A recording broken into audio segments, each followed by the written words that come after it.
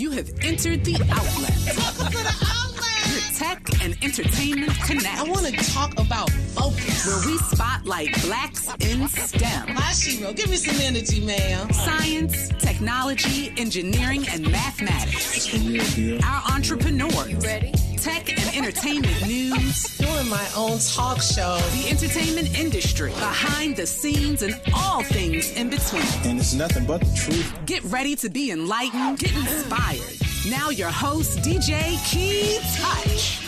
Oh, welcome to the outlet with Kei-Touch. Another Saturday to talk about one of my favorite sports, football, American football. To be specific, I just want to give a shout out to all the federal employees that are furloughed during this time. Keep your head up and don't get frustrated. And the good thing is tomorrow is Sunday, NFL Sunday, and you can watch football and take your mind off of all of that, at least for a day.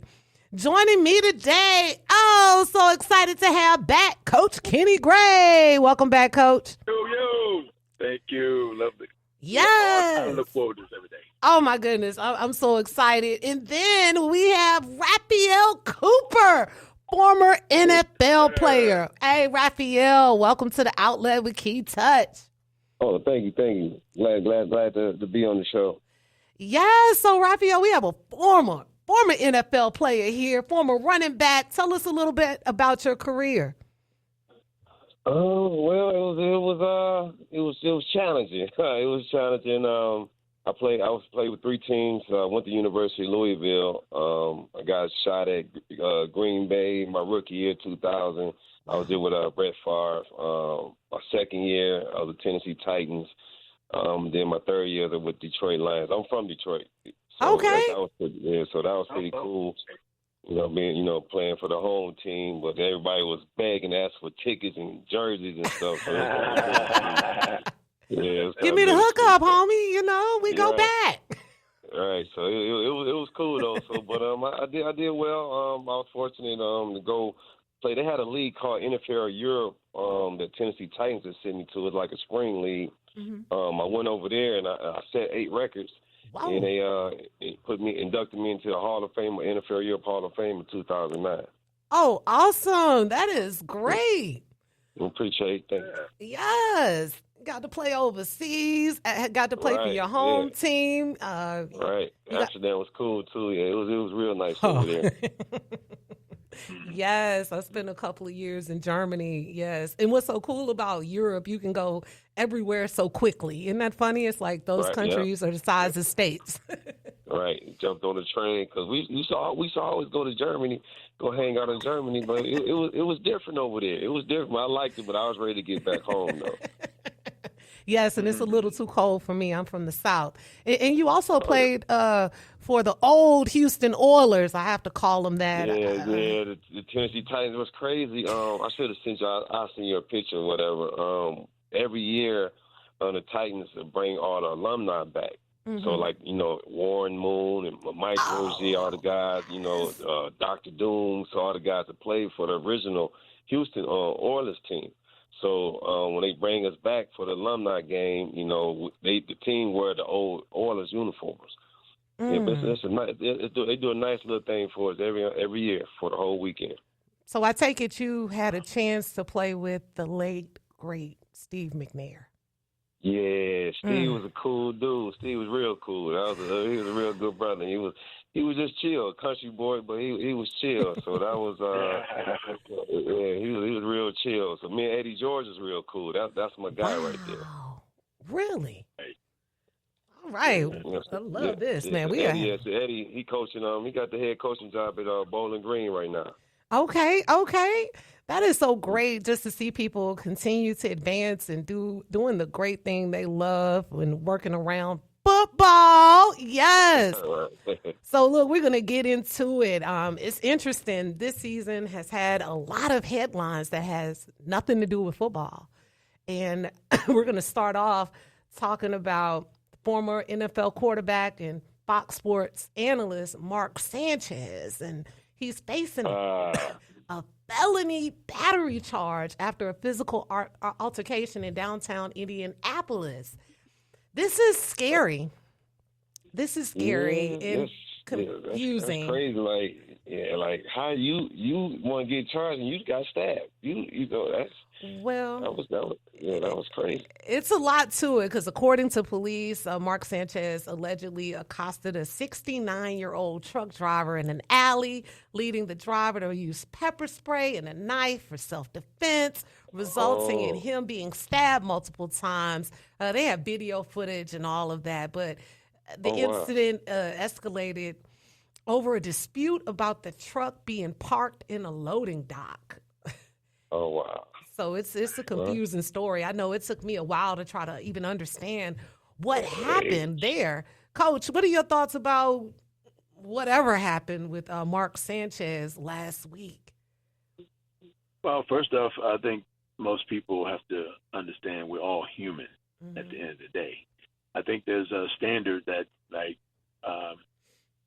Rafael knows you have a contract when you sign a contract, and they expect you to follow within those guidelines of a player as an adult or so on and so forth. So there's a reputation that follows all of you as the pros that you are, right? But they forget the human element sometimes. And because they forget the human element, that we do get upset. The greatest human element shocker was O.J. Simpson from the NFL. Period. Yes. He was the great American. He was a great American athlete that could do no wrong. He could fit into anybody's room. Culture, boundaries. And then when that went down the way it went down, it tainted a lot of things. But you guys are human first. What I say is let the law play it out, because this is an investigation. So you can have an opinion. You can have the opinion, but you're not entitled to your facts. Right. So let this thing play out accordingly and see what happens. Yeah, well to me it sounds like CTE. That's his wow. Yeah. You know what I mean? Just like it's really real. Like you hear a lot of things about some of us, former players is like we crashing out. Like, they losing their mind. Like we played the game for so long, and sometimes we're not really thinking and it just go off, He was a quarterback, so I'm quite sure he don't have plenty of concussions in his career. So it's no telling, But what he did was a bad decision. Yes. But again, we talk about CTE, concussions. What happens is we also, before concussions were the issue, we were taught to be violent. We were taught to do things to other people, but we have to be on the outside these perfect gentlemen. But we are taught to actually kill, right? And it's in us. And they want to know why we're the nicest guys on earth, because we don't have time for your bull. We ain't got time. We don't have time for it. We don't got time for it. That's interesting you said that. And I told you before, Kenny, I'm an Army veteran, and they train you literally to kill. You're talking about football, but I'm saying literally. They train you in the military. We use the same words. Wow. Though. I see that.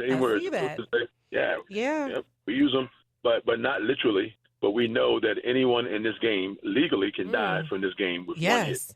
We know that legally. Yeah. Wow, that's really scary. That's really scary. It's a dangerous game. I still got injuries from playing football, and my neck, my back, my fingers, shoulders. Like it's a gladiator sport. So we all go through it. Yes, and it's the shortest professional sports career span, I believe. It's American football. Correct me if I'm wrong. It's what average 5 years. We have the evidence to show why, though. Oh yeah, absolutely. Yeah. And then when you get these fans in the bathroom or in the bar that think that we're doing something wrong, and you got these coaches and these players, that's why I look at these guys and I say, you guys have no clue what the trenches are like. You have no clue. Because if you did, we wouldn't be talking. You wouldn't be talking like that. Hey, it's the Outlet with Kei-Touch. Hey, we have to go to a quick break. Look, we're going to have a great discussion. We are here with Coach Kenny Gray and Rafael Cooper, former NFL player. Style Led with Kei-Touch. Stay with us. Welcome back to the Outlet with Kei-Touch. I am here with Coach Kenny Gray. Oh yeah. And Rafael Cooper. Wow. What's happening? Hey, look, guys. This last week was full of upsets. Full of upsets. I want to start off with the Jaguars with Kansas City.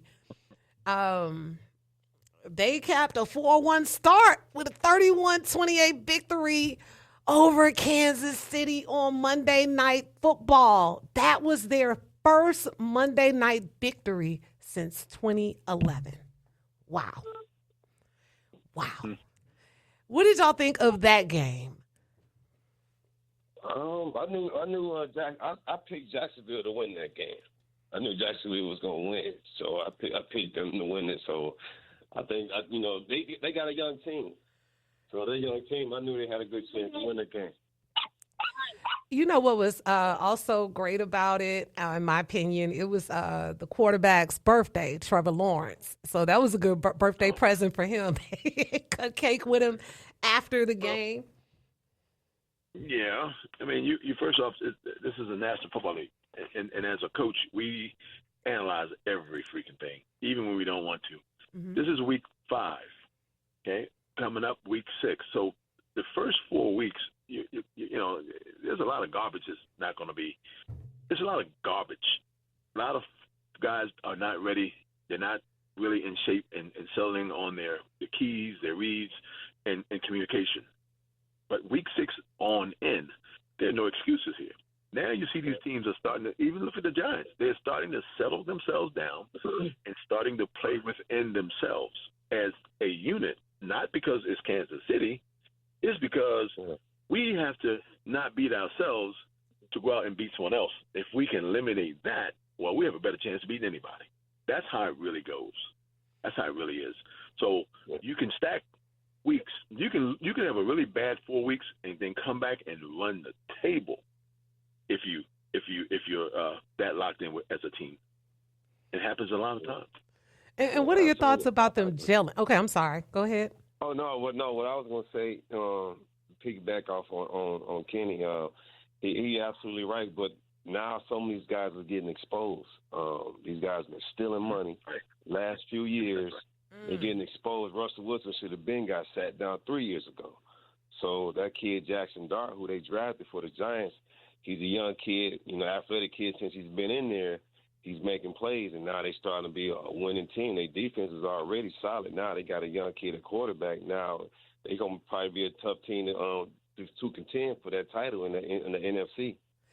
Let's talk about that game. Let's talk about that game because let's be honest. You said something about Russell Wilson. I was actually concerned when they benched Russell Wilson. He actually played good, even in the loss to Dallas. He played good. He looked good. Yes, he did. Russell is washed. Oh man, look. I'm gonna keep it real. Like the thing in the NFL is politics.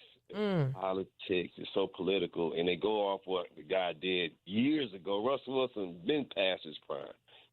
True. So he's still getting these big checks. He's stealing money right now. He's stealing money. Contract. Yeah, it's a contract. It's contract, right? He just as soon as they threw him in the game.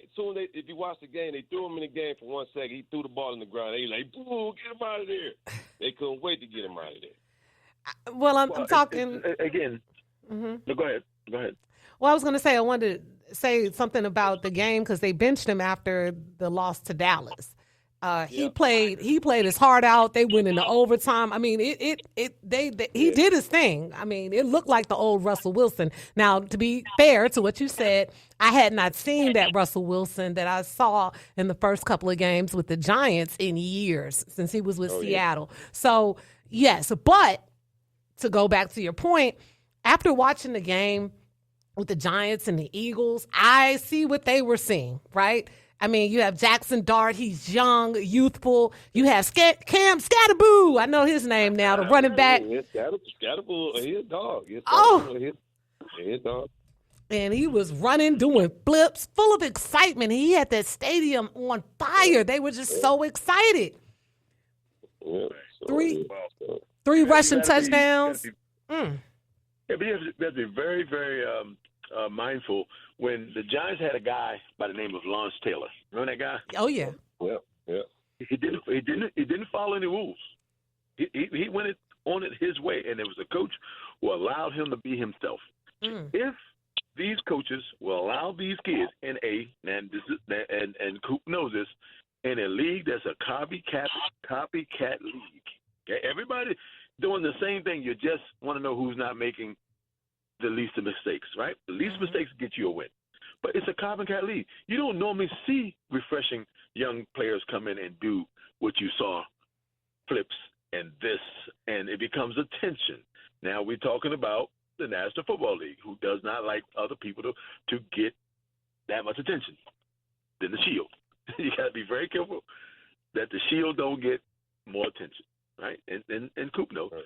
But it's so refreshing to see this energy, this identity of these young kids playing this game. And I love it, man. Oh, goodness. It's fun to watch. It's fun to watch. But now let's go on the other side of that ball. We were talking about the Giants and Eagles. Let's talk about the Eagles for a minute. All right? Saquon Barkley had 56 yards on 8 carries at halftime. That's good, but nothing happened after halftime. And it just seems like the blocking for him isn't there.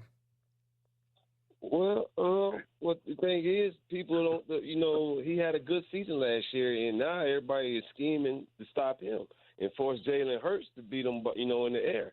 And, I mean, they got the weapons. I think they may still be hungover from the Super Bowl. I don't know. They still a solid team, but everybody else is just getting better around them. So, I'm tired of that what's the play they do all the time, the push, the touch push. I hate that push. Push. Actually, it's a legal play in all other levels of football. It's called aiding. You can't aid that person and push that person. Why is it allowed in the NFL? Right. Not sure. Right? Yeah, you're not supposed to. Yeah, you're not supposed to. Hey, you're right. You're absolutely right. It's called aiding. So the thing is this though, and I'm gonna say this. Do you know the number one offense in the league last year before last week game started? You know who had the number one offense in the league? Who? Who's that? The Baltimore Ravens. They had the number one, right? But they're losing. They lost. So when you look at the number one offense, but you're looking at the Philadelphia Eagles, they were undefeated at one point. They were undefeated at one point, right? Mm-hmm. They thought they were probably the best football team in the league, or the Bills. What I'm telling you, that first 4 to 5 weeks don't mean nothing in the National Football League. It doesn't mean anything. Well, and people getting hyped. Look, you're getting hyped on something that it's not even the second half yet. I've watched the Washington Commanders, at the time they weren't the Commanders, take a 8-game undefeated season, and then the second half they lost 8 straight, and they were 8-8. Trust me, that's the National Football League. That's why I love it. That's why I love this league. It's all about trying to stay healthy at the right time too. Like in the middle of the season. But I think with the Ravens, there go another one stealing money. Cooper Rush. Oh. Yes, Rush. Stealing money. Oh, goodness. I mean, he did it in Dallas. I think they thought, because he held on while Dak was out. What was that, a couple of years ago in Dallas? And was able to win a couple of games. I guess they thought, You say he's what? In the right place at the right time. Right. He's in the right place at the right time. That's all. It's not coincidental. It's just his journey in this league, right? And he's backed up Dak. Now he's backing up Lamar. But again, he becomes those. Yeah, and these are number one. These are top 10 quarterbacks he's backing up. He's just been in the right place at the right time. Damn, Yes. sure. Can we talk? How is Flacco keeping a job though? How is Flacco? You said it, but you said politics. You did say politics, didn't you? You did say politics. If you want to talk about this, look, Joe Burrow is hurt. You go and draft a man who was benched to come in and start for another team. This is politics, guys. What I'm saying to you is, what sense does it make? You have young quarterbacks sitting out there that you can trade for. Why are they not doing that? Yeah. Politics. It's politics. It's politics. Don't make any sense. That's some crazy like politics. Shador should be playing. Shador should be playing right now, or they need to trade him to another team. Hands down. Well, we're going to get to that on the other side of the break. It's the Outlet with Kei-Touch. Yes, we are talking football, American football with Coach Kenny Gray and Rafael Cooper. It's the Outlet with Kei-Touch. Stay with us. Welcome back to the Outlet with Kei-Touch. Oh, joining me today, Coach Kenny Gray. And we also have Rafael Cooper. What's happening? Rafael, you were talking about Shador Sanders before the break. So now he is the backup to Dylan Gabriel versus the Steelers. Your thoughts? Politics. Now we going back to politics now, Coach Kenny. I just think with the whole situation with Deion Sanders and Shador, it's just like they looking at it as an arrogance thing. So it's kind of like they just really trying to mistreat him purposely, knowing that he's way more talented than Dylan Gabriel, way more talented. He should have been a first-round draft pick, like top 5 pick, and they just really trying to. I don't know, it's something they trying to prove. Cleveland is a terrible organization anyway. I would want to get out of there. So he being a backup, I mean, just go and sit back and let it play itself out, because they the ones going to be looking like a fool, because they're not going to win. They ain't going to have no choice but to put him in the game. And then when he win, and when he get in and start winning, then they can be, oh, yes, this, and praising him and all that. And I'll be like, you know what? Give me my release papers. I want to trade. Get me out of here. So, Rafael, I'm going to ask you a question. Were you ever a second string or third string player? Oh, yeah, absolutely. Yeah, absolutely. Yeah. Okay. Did you get that much media that he's getting now from first off, a 5th-round draft pick and a third string? Why is the camera and the microphone in his face every day? What are they trying to prove with that?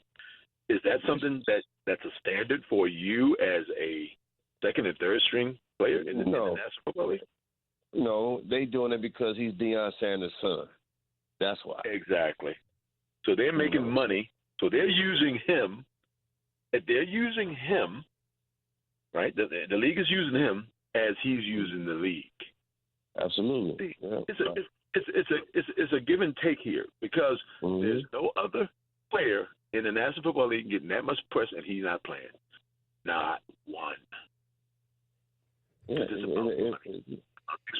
don't make sense. It don't really make sense. But like say, the NFL is making themselves look like a fool. Everybody can see that he's a talented kid that needs the opportunity, and they really just trying to really blackball him right now. Really. Kei-Touch, that's what I'm saying. See, we coaches, we play who we have. This is what you're giving me. I got to play him. Okay. If I can't play my best, why am I not allowed to play my best? If someone upstairs is telling me you can't play him because of contract issues, now you have taken me as a coach and limited my control on this team, right? So are we just figureheads and you're calling the shots?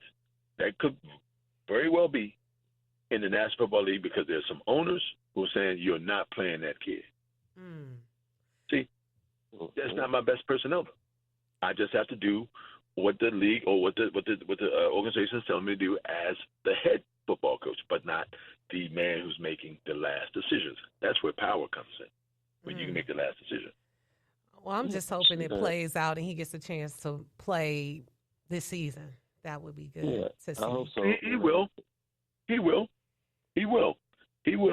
But again, it's going to have to be a situation where it's almost like Lamar Jackson. They didn't even want to play Lamar Jackson when Flacco was here in Baltimore. They did not want to look. If it wasn't for this man about to lose his job, Lamar has saved this man's job. But he was linked to Flacco. He did not like. He was not going to play Lamar. Lamar came in and broke records from day one. That's why that man still has his job. Okay, but if it was his choice, it would be Flacco. Trust me. It's politics. Wow. Politics. Think about it. These owners, the owning the NFL team is this their pocket money. This monopoly money. They invest their money in other things, so they can care less if their team lose 10 straight seasons, have a losing season. They don't care. That's just play money for them. But we the ones putting our lives on the line out there, tearing our bodies up, trying to make a career and earn some money, take care of our family. But they playing with our life like Monopoly. And that's why Shador has come in as a rich man. He's already got about $20 million in the bank from NIL. That's from college and so on. But that's the business today, that you don't have to be in the league to make money. He had the number one selling jersey this year. So he made money. He got money in the bank. Plus, he's now getting whatever the contract money that he's getting from Cleveland.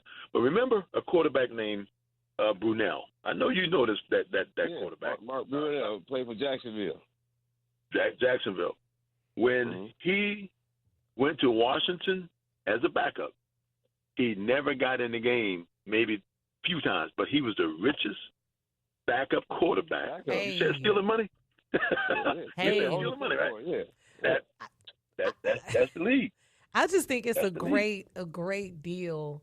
Even when you're a backup and you earn your check, you're always ready, but you don't take all those hits and you make your money, leave in fairly decent shape, physically, mentally, and can transition to whatever else you're going to do for the rest of your life. I think that's a good deal. Another thing I think is great are these kickers. If I had a son, oh my goodness. Oh my God. Hey, wait. At 2 years old, you getting a soccer ball, and we're just going to kick that ball, right? And then we're going to work at you kicking that ball further, getting a football, and just shooting for 70 yards. That's what we're trying to shoot for, and you can make a killing just being a kicker.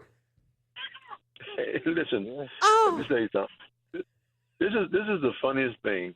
We did the football v football here. Remember, Kei-Touch in July. We had NFL players playing against professional soccer players, and Jerry Jones went, I believe, to get a soccer player. I think his kicker is a former soccer player. Now, when you see a soccer player that can kick a ball 70 yards, right?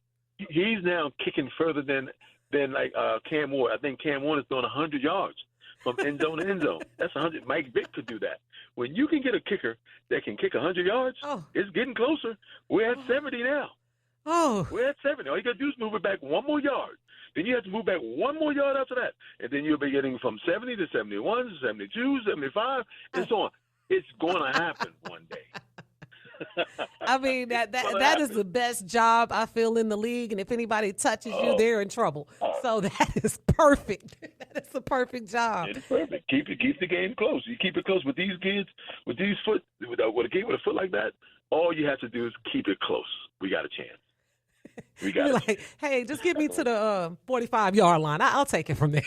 That'd be cool. Hey, look, in this case, it's a lot of pressure. Right. It's a lot of pressure. Yeah, they miss. They done. They miss. It's a problem. It's a problem. Yeah. Hey, let's talk about the Commanders and Bears coming up this week. The Commanders have ruled out McLaurin and Brown versus the Bears. Do you think they can just do it with Jaden Daniels? And then that's going to be interesting. And then go ahead. No, I believe so. I'm sorry.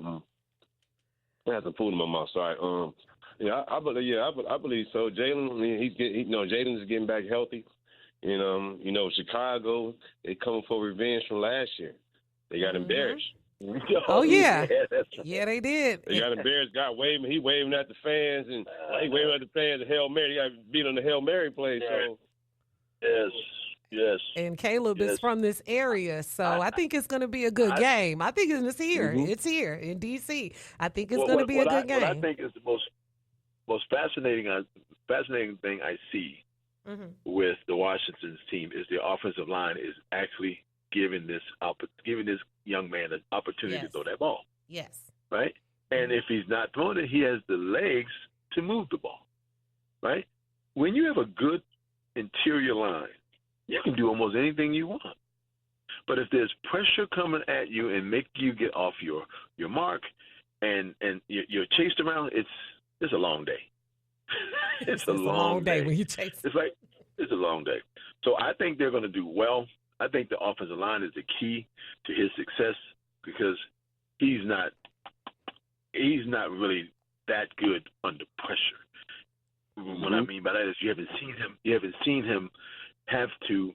Well, I think the Eagles, when the Eagles played in the playoffs, you showed he got exposed because they were on his behind. He got exposed, but leading up to it, he didn't get exposed. I think the offensive line has a lot to do with the win, and I think they'll win Monday night. But O-line. O-line. Do you think they win by a lot, or you think they win by a score? Well, I mean, right now, like I said, everyone's settling in. The weather's changing. It's not hot anymore. If you see folks cramping out there right now, it's probably because they're drinking too much alcohol and then no one's telling the team that they're drinking. Right? They're not going to sleep when they're supposed to go to sleep. They're staying up all night in the casinos. You know, oh, man, I'm okay. We good. Yeah, right. Cramping up now. You did something you weren't supposed to do. But the thing about it, though, Kenny, like Caleb from the area, yes, the DMV area. So yeah, he may come and try to show out because he want to get that win.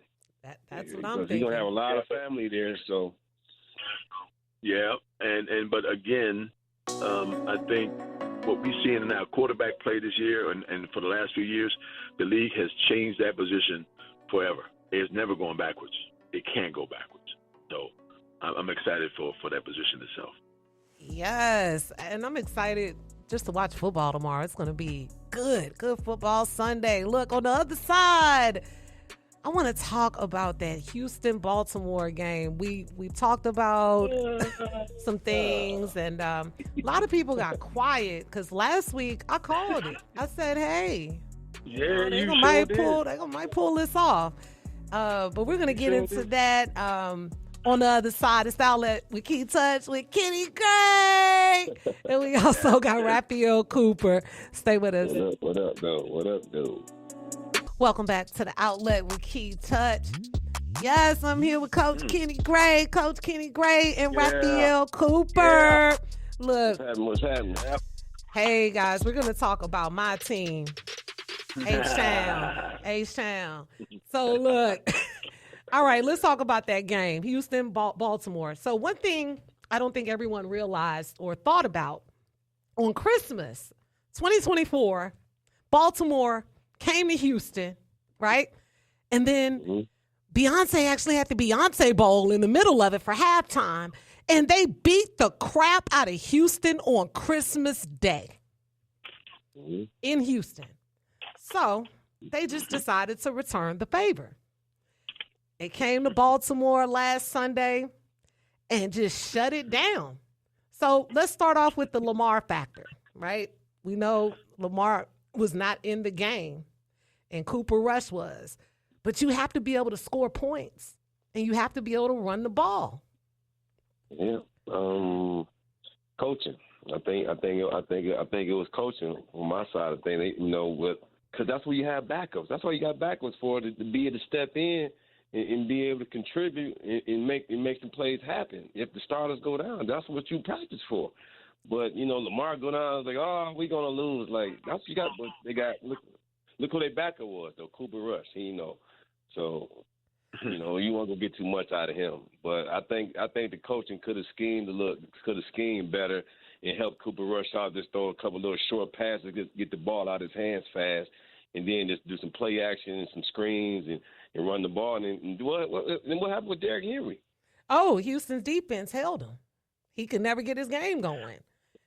Their defense was on point. I mean, they left. Okay, Houston's Petrie came up with 2 interceptions. One looked like he just snatched it, and they had 3 total. The defense was on point for Houston. The O-line was protecting C.J. Stroud. He looked more comfortable. It was a must-win. Stroud just picked them apart. He picked apart Baltimore's defense. Well, listen. What you got to understand, let's say we're bank robbers, right? Let's say we're bank robbers. We go to rob the bank, and the bank teller's outside handing you the money before you get in there. It's a slap in the face. It's a slap in the face. I like that, Coach. Based off of what you just said about Christmas Day, Lamar's not there. Their best is not there. So you're going to take this cheap robbery. This cheap robbery, right? And the bank robbers said, "Look, man, just keep the money, because I have a reputation. I have a reputation to uphold, right? Based off what you said, Coop. Yes, the short screens and that's coaching. But here's the thing: how you set it up, H-Town. I'm just gonna go back to H-Town. Okay. Right? Yes. They came in and money was handed to them. They walked down that field. Every possession they had, they put on a clinic. Wait, they didn't even punt. Go ahead. They didn't even punt. To the fourth quarter. You mean to tell me a bank robber is going to accept that money? The only way that bank robber is going to accept that money is he can't eat. But that's a slap in the face. Oh. Can I add another fact to this? Because I like talking about facts. This 34-point beatdown matched the worst game loss in Ravens history, which was a 41-7 lashing by New England in 2013. Houston did their job. They showed up to play, and they had to leave with the dub. You're entitled to your stats and your facts. You're right. Hey. But there's another one. Go they ahead, didn't Coach. do it with the best of Baltimore had to offer. Okay. And that's why I keep telling you, if you did it with Lamar, it looks a whole lot better than going home with a pocket full of money that was given to you. A win is a win is a win. Am I right, Rafael? Is a win a win? And then you win against a team. Wait, this is the first time Houston has beat Baltimore in at least 8 meetings or 8 years. I don't know which one, but I've never seen them beat Baltimore or remember them beating Baltimore. You know what I told my team? We played Friday night. You know what I told my team? What? I said this to my team. I said, listen, if we go out there and we beat ourselves and they come out and win the game, I can't respect that. But if you give me your best and they beat us, you respect that and you shake their hand and you may get a new friend, right? Because they beat you at your best. But when you got to play 2 games, us and them, that's a Dallas Cowboy right there. But I have to make this point. I have to make this point. I'm sorry, we're going to move on to Detroit at Kansas City. The thing is, right, 34 points, you let a team come into your home. Okay, yes, your quarterback's out, but 34 points they beat you by? There's no way. You can say, Lamar's the best player, but he's on offense. What happened to the defense? They allowed 44 points. They did not make the punter punt until the fourth quarter. They didn't score a touchdown until it was garbage time. Let's be real. Well, with Lamar as a quarterback, they're averaging 30 points a game. Now, if Lamar was there, that 34 points, they could have lost the game, but you wouldn't have had that deficit. Got it. You understand? Hey. Yeah. So, but you're right. I mean, I'm not taking that away from you. Defense. I'm not taking it away from you at all. I look at it like this. It was like a dog came and took Baltimore's bone. They took the whole bag of bones. He played with his bone, took his bone back in front of his face, took his bone. That's right. Took the Ravens' bones. Right. That's why I like dogs. I know they still no dog. No dog. That's right. Dog took his bone. Yep. All right, we got to cover this Detroit at Kansas City game coming up. I think it's tomorrow night. Since you're from Detroit, what are your thoughts on this, Rafael? You better get this one right. Lions. Detroit. Hey, so this is easy money. This gonna be easy money. No, it's gonna be it should be decent, but Kansas City don't have a running game. They don't have a running game, and with their team over there, they still, they did their thing. They won their Super Bowls. Now somebody else to get one. Detroit, we need one. We ain't never won a Super Bowl. It's been a long time. So, we started to be a better team. When I was playing with Detroit, we was too busy worried about partying and going shopping. Oh, goodness. We weren't worried about winning no games, but when Green Bay and Tennessee, we was worried about winning. So he was out cramping. He was cramping up. He was out there cramping up because he was partying. I guarantee he was cramping. Oh, no. Yeah. We party. Yeah, we gambling. Yeah, that's what we was doing in Detroit. But now it's a different vibe there now. The energy is there. You see that Honolulu blue everywhere. So you should go up there. You should go up to Detroit. You're gonna eat good. You're gonna go to the game and have a good time. Maybe go to the casino, gamble, and listen to some Detroit music and have a good time. I think Detroit gonna put it on. I think they are too. I'm gonna go against the grain. I'm gonna say KC. I'm gonna go against the grain. Sorry, Coop. No, not in the Lions den. Not in the Lions. He said not in the Lions den. I understand.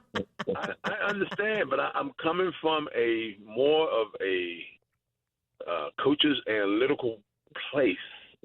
When you lose and you got to get back on track, you got to sell out, sacrifice, and do some things. Not on the road. Not on the road. Well, maybe in Kansas City. Okay, that's fine with me. But they playing in Kansas City. They playing in Kansas City. Oh, they playing in Kansas Oh City? yeah. Oh yeah. Oh well. All right. Well, it'll be a close game. Hey. It's a 50-50. It's a crapshoot. It's 50-50. So, but there you go, Coop. 50, That's what I'm talking about, brother. But look, Rafael, I'm excited for Detroit because it was so depressing because I watch football on Thanksgiving like everyone else. And they always host a game, and they just started to win. I was like, this is depressing. If I was a Lions fan, for many years, I would be so sad on Thanksgiving because I would pretty much know up until, last year or the year before that they were guaranteed to lose on 9 times out of 10. We was the only ones to play, pretty much us in Dallas and Green Bay was the only teams in New England they played on the holidays, but we knew we wouldn't win. We was like, well, we going out to eat at? We ready to go eat. Oh, my goodness. Are you serious? They didn't care nothing. I'm going to tell you one, this is a crazy joke. Crazy story. We was with Marty Morning, who was my coach, 2002. We was playing in Chicago. We win the coin toss in overtime. We win the coin toss in overtime. It was a little windy out there. Marty Morning, we say, all right, we're going to give them the ball. And back then, all you had to do was just score. A field goal, a touchdown, whatever, just score, and you win overtime. Right. He gave them the ball. We like, what the hell, this guy, what is he doing? We only sitting on the sideline. They don't drove down the field, kick the field goal, won the game. And we sit on the sideline like, see, this is what it is. See, and we was ready to go home and go eat at Benihana's, and we weren't even worried about it. We like, oh, goodness. That's crazy, man. Yeah, crazy. Yeah, he got fired. He got fired at the end of the season. They got him up out of there. They had to change that up. Oh, my gosh. This time went by so quick. I enjoyed you both, Coach Kenny Gray. Thanks for having me. Yeah. Thanks for having me. Rafael Cooper. I love that. Oh, thank you. Coop. That's what you heard me. Shout out to you, and thank you, Coach Kenny. Thank y'all for having me. Make sure y'all, my team, I'm going to put my team out there, my track club, Forever Strong Elite, best track team in the country. We had 20 All-Americans. I had to put that out there. So any kids want to run track, tell them come on over to Forever Strong Elite.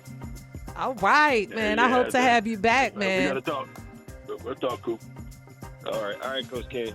Thank y'all for having me. All right. Look, appreciate y'all. Look, it's All In with Kei-Touch. Until next week, peace.